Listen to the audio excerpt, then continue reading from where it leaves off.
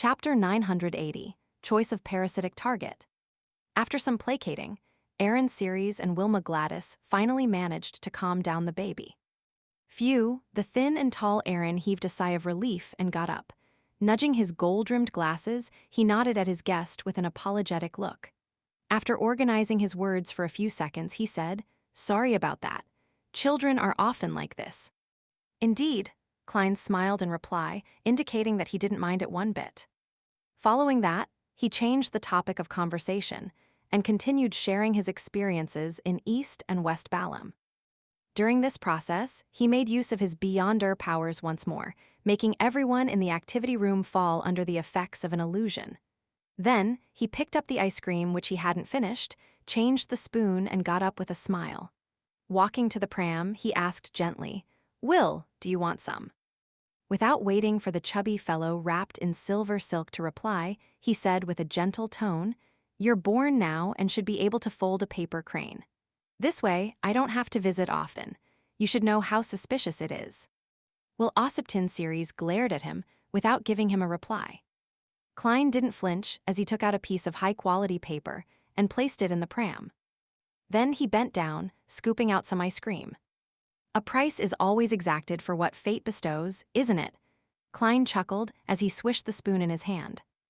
In the pram, Will raised his left hand, wiping the tears that hadn't dried from his face, and mumbled, "For Beyonders of the fate pathway, the exacted price needs to be paid first before awaiting bestowment." With that said, the chubby baby grabbed the piece of paper and folded a paper crane with great difficulty. Klein stood in front of the pram and maintained the stability of the spoon, watching this scene with a smile. A carriage set off from Pinster Street and headed for St. Samuel Cathedral. While passing by 160 Birkeland Street, Leonard Mitchell looked out the window and seemingly muttered to himself, "Dwayne Dance is back as well." The slightly aged voice rang out in his mind. "Fate will ultimately intertwine.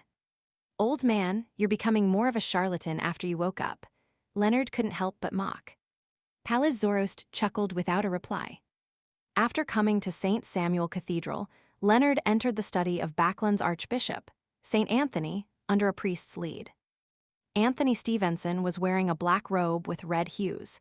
His eyes were deep and his face clean-shaven. Standing by a cupboard, the shadow created seemed like an unknown existence that observed everything from the darkness. It stirred fear into anyone. "Your Grace, you summon me?" Although Leonard had already anticipated it, he still bowed in a rather lacking manner. Anthony nodded gently and said, "You have already rendered enough services to apply to become a Sequence 5 Spirit Warlock. However, you haven't finished digesting the Soul Assurer potion. Therefore, I'll be extracting you out of Soast's team and assigning you some separate missions." Leonard replied, "As per protocol, I am at your command." Anthony picked up a stack of papers on his desk and said, "These are cases with suspected paranormal activity. You are to investigate each case, mainly placating or purifying them. If you require additional assistance, you can select members from the Nighthawks team of each area of jurisdiction." "Yes, Your Grace." Leonard would have done similar tasks even if St. Anthony hadn't instructed him to do so. Therefore, he had zero objections toward such an assignment. After receiving the stack of papers, he casually flipped through it and said, "Your Grace, what's Captain Soast's team busy with at present?" He had been focused on revenge over the past half-year, making himself appear desultory and insular. This prevented him from building strong friendships with the Red Gloves teammates, but despite that, they were teammates who he had fought alongside with. He couldn't help but be concerned for them. "They have been assigned to help Crestet finish a mission." Anthony Stevenson didn't answer in detail. "His Excellency Sesamir is also in Backland." Leonard didn't ask further as he gestured 4 points across his chest in a clockwise fashion. "May the goddess bless everyone." "Praise the lady." Anthony did the same gesture. After leaving the Archbishop's study, Leonard headed down to the basement. He wanted to find a quiet room and list down his upcoming mission and run through them in the assigned order. Midway while walking down the stairs, he subconsciously looked at the stained windows above him. The sunlight was shining in, making the artwork made from the stained windows look even more solemn. It also accentuated the tiny bugs and dust that floated in midair. Upon seeing this scene, Leonard suddenly recalled Old Man's description of Ammon. He had the inexplicable feeling that the blasphemer was everywhere.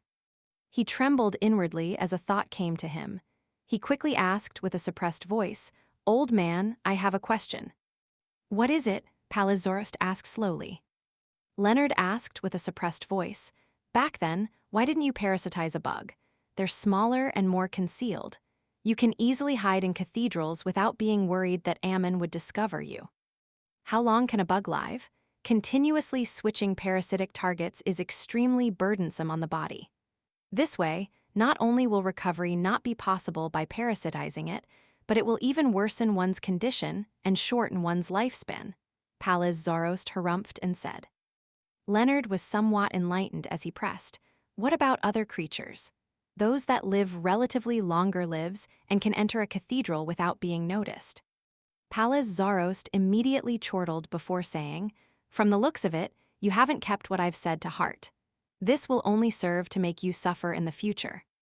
The higher the sequence is, the greater the inclinations towards losing control is, and the more madness accumulates. This is a trait of the characteristics, and it can only be resisted and suppressed. There's no way to eliminate it. Therefore, for a parasite, choosing a target for parasitizing requires one to consider these aspects. If one were to parasitize ordinary animals, it's still all right for short periods of time, but once it goes on for too long, one will suffer the effects of the body's construct and hormones. Heh heh, everything is reciprocal, isn't it? A parasite can influence the target, but so can the target influence a parasite. When one parasitizes an ordinary animal, it's necessary to frequently talk to someone to avoid forgetting one's former identity. This way, the chances of exposure is extremely high, and if one doesn't do that, the host will definitely influence the parasite, causing them to lose the ability to speak. It will muddle one's own existence until one doesn't know he is. It would then result in madness and with the loss of control crushing the parasite. Leonard was left alarmed as he nodded slightly. "I understand. It's no wonder you are so strict on choosing a parasitic target." "Are you trying to praise yourself?" Pallas Zoroast tusked. "To us, the best parasitic target is undoubtedly beyonders of the same pathway. All aspects will be synchronized, and by nurturing them one sequence at a time, they can be made as replenishments for one's beyonder powers. It would be the best medicine and a potential option for taking over the body." Upon hearing Old Man speak of such vile and terrifying matters so calmly, Leonard frowned slightly as he secretly heaved a sigh of relief. This meant that Old Man wouldn't do the same to him. Pallas Zoroast continued, "The second best choice would be beyonders from the seer or apprentice pathways. The absorption of their powers wouldn't incur too much a burden on the parasite, allowing them to quickly recover. The next choice would then be smart beyonders of other pathways. At the very least, communication would be good and cooperation would be possible." "As for you, hee." Leonard was just about to retort Old Man when he suddenly saw a bishop walking down from above. He hurriedly shut his mouth, held onto the railings, and sped up his pace. 7:30 in the evening, 39 Birkeland Street, Member of Parliament Mac's house. Dressed in a tailcoat, Klein got off a carriage as he buttoned his clothes. Under the lit fountain's illumination, he entered the foyer and met Maury Mac, who was dressed in an olive-green military uniform with an orange-red sash across his waist. His chest was covered with medals, accolades of his achievements in war. His wife, Rihanna, was wearing a shoulder-exposing dress. She greeted Dwayne Dance with a smile. "Welcome, our traveler. Everyone has been waiting for you to share your experiences at Balam this time." "Should I launch a travel column at a newspaper company?" Klein replied with a joke. Mac knew that Dwayne Dance had headed for Southern Continent to do business. Furthermore, it was a business he kickstarted. Therefore, after exchanging a smile, he came close and gave him a hug, suppressing his voice by saying, "Well done." Klein smiled with a nod and asked, "Do you like the present?" He was referring to the bottle of River Valley grape wine that could be made into a sour cocktail. "It was excellent. I still fondly recall the taste," Mac said earnestly. Klein was about to enter the hall when he noticed something amiss. He did a cursory glance and asked out of puzzlement, Miss Hazel isn't in. Has she been sent to study at an all-girls public school? Rihanna sighed as she shook her head. No, she's only sick. She'll head for public school only in September. She caught a cold, Klein expressed the concern a guest should have. Macht said with a helpless smile, no, she was bitten by a rabid rat when she was at the manor in the outskirts. Her wound hasn't healed completely yet. Hazel got bitten by a rabid rat. Klein nodded in thought. Did she see a doctor? Oh, has that rat been caught? The doctor gave her an injection to prevent any infections, Macht said simply. That rat still hasn't been found. Perhaps we need to rear a few more cats in the manor.